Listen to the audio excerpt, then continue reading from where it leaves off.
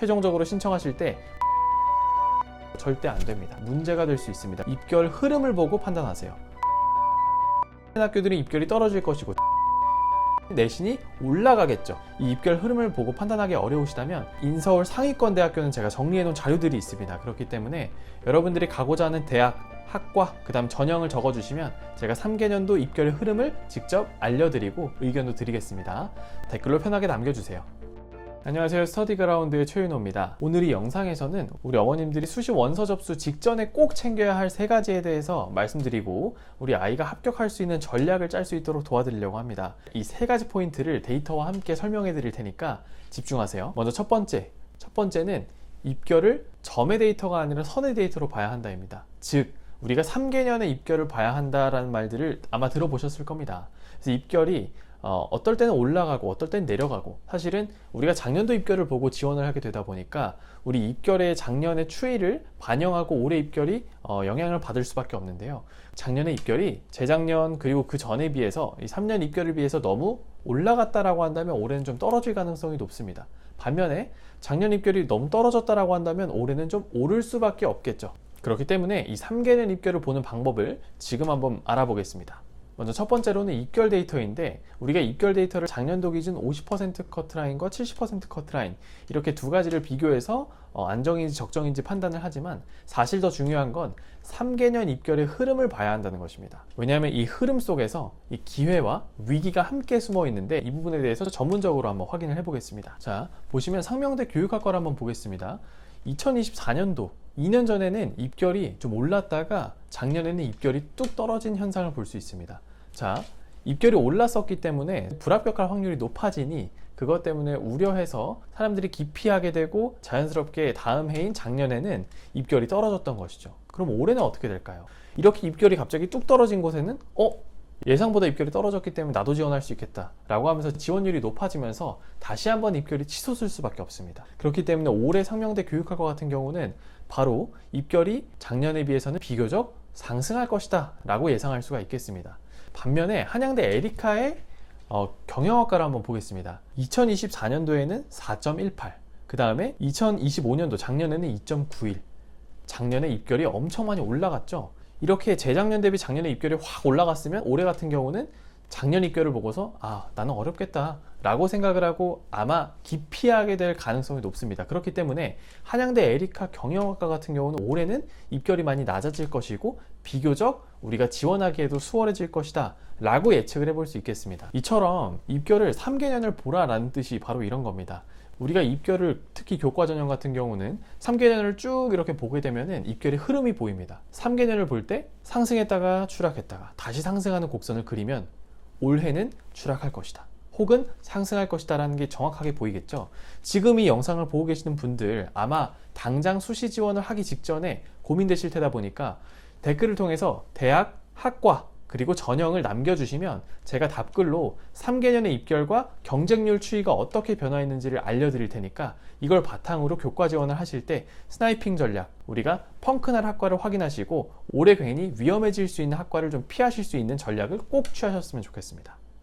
보통 교과 전형은 안전카드로 쓰다 보니까 아무래도 이러한 변수들을 좀 예측하고 합격 확률을 높이는 게 아주 중요하다는 점 참고해 주시면 좋을 것 같습니다.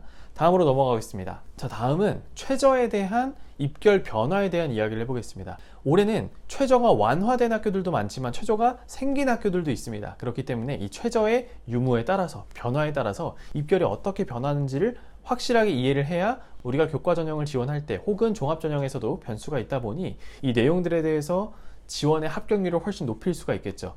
자, 우선은 최저가 완화되게 되면 많은 사람들이 최저에 의한 허들이 없어졌다 보니까 지원율이 엄청 높아질 수밖에 없습니다. 올해 최저 완화된 학교 확인해 보겠습니다. 고려대학교 학업우수형, 원래 4합8이었지만 올해 4합8, 동일한데 뭐가 달라졌을까요? 수학과 탐구 과목의 과목 제한이 폐지가 됐습니다. 그렇기 때문에 20계열임에도 불구하고 확통을 봐도 최저가 충족이 된다. 그 다음에 20계열임에도 불구하고 사탐을 봐도 사탐런을 해도 충족이 된다. 그렇기 때문에 20계열 친구들이 이 최저를 충족하기 위해서 과목 선택을, 수능 과목 선택을 변화할 가능성이 높다. 20계열 친구들은 최저를 훨씬 더 충족할 가능성이 높아질 수 있는 선택지가 있다 라고 확인을 해볼 수가 있겠습니다. 다음으로는 이화여대 미래인재 서류형입니다. 이화여대 미래인재 서류형도 완화가 되었습니다. 작년에는 3합 6이었으나 올해는 2합 5로 완화가 되었기 때문에 체감상 엄청나게 큰 완화가 됐다라고 볼 수가 있습니다. 3과목에서 2과목으로 준 거죠. 그렇기 때문에 올해 지원율도 높아질 것이고 경쟁률도 높아질 것이기 때문에 아무래도 입결은 좀 소폭 상승할 수밖에 없겠다라고 예측할 수가 있습니다. 마찬가지로 서울시립대 지역균형 전형도 3합 7에서 3합 8로 완화가 되었습니다. 이 완화뿐만이 아니라 탐구 과목의 제한도 없어졌기 때문에 사탐런이 훨씬 더 가속화될 수 있는 환경이 되었겠죠. 그래서 올해 서울시립대 지역균형을 쓰시는 분들 아주 조심하셔야 됩니다. 보통 우리가 이 교과 전형 같은 경우는 안전카드로 쓰다 보니까 이 서울시립대를 안전카드로 쓰려고 하시는 분들 아주 위험하기 때문에 올해는 서울시립대 안전카드로 쓰시는 분들 꼭 주의하셔야 됩니다.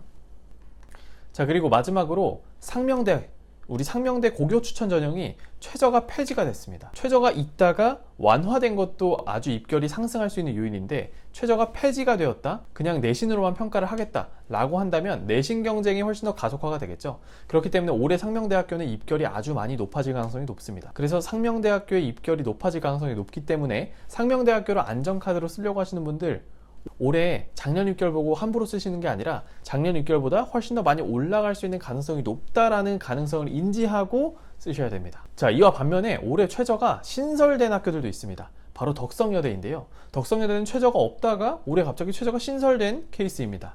자, 최저가 신설되면 어떻게 되냐? 바로 지금 데이터 한번 확인해 보겠습니다. 바로 서울여대가 한 해 전에 최저가 없다가 최저가 이렇게 생기면서 보통 여대들이 보통 교과 전형이 모두 이제는 최저가 있는 형태입니다.